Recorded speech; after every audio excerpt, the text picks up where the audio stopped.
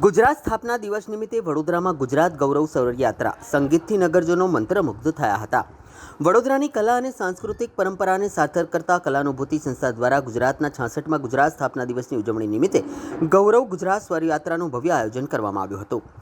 ગતકાલે સાંજે સુરસાગર તળાવ પાસે આવેલા ફેકલ્ટી ઓફ પરફોર્મિંગ આર્ટ્સના પરિસરમાં યોજાયેલા સંગીતમય કાર્યક્રમમાં વડોદરાના નગરજનો મોટી સંખ્યામાં ઉપસ્થિત રહ્યા। વરિષ્ઠ વૈષ્ણવાચાર્ય દ્વારકેશ લાલજી મહારાજ, બાળકૃષ્ણ શુક્લ, ડૉક્ટર હેમાંગ જોશી તેમજ અન્ય મહાનુભાવો હાજર રહ્યા હતા। ઉદ્બોધનમાં દ્વારકેશ લાલજી મહારાજે સંગીતને ઈશ્વર પ્રાપ્તિનો માર્ગ ગણાવી 7 સુરોનું મહત્વ સમજાવ્યું। આ સંગીત સમારોહનું સંચાલન જાણીતા કવિ અંકિત ત્રિવેદીએ કર્યું।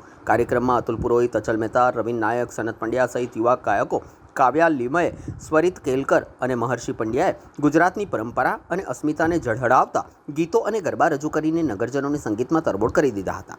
આ કાર્યક્રમ દરમિયાન સમગ્ર વાતાવરણ સંગીતમય બની ગયું હતું અને ઉપસ્થિત દર્શકોને એક અનોખો સાંસ્કૃતિક અનુભવ પ્રાપ્ત થયો હતો।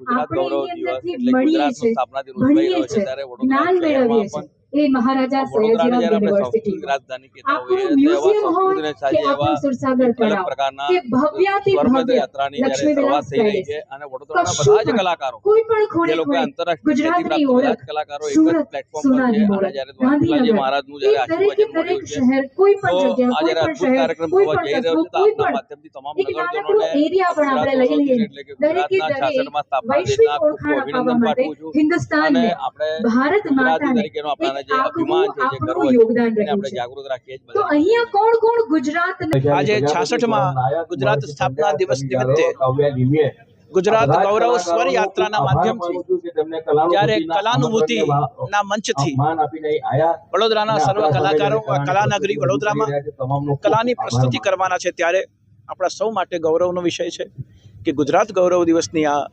મધુર ગાથાની વચ્ચે આપણે સંગીતના માધ્યમથી એક પ્રસન્નતા, શાતા, પ્રફુલ્લિત મને આપણા જનની જન્મભૂમિશ્ચ સ્વર્ગાદપી ગરીયસી એવી આપણી જન્મભૂમિને આપણે સ્વરાર્પણ કરીને અને આપણે ગૌરવ અનુભવ કરી રહ્યા છે ત્યારે વડોદરાના સૌ નગરજનોને મારી આ ગુજરાત ગૌરવ સ્વર યાત્રા નિમિત્તે કલાનુભૂતિના મંચથી ખૂબ ખૂબ અભિનંદન છે, ખૂબ ખૂબ શુભકામનાઓ છે।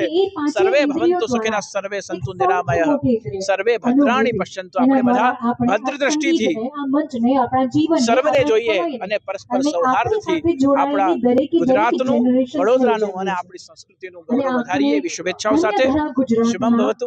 ગૌરવવંતા ગુજરાતીઓ છે।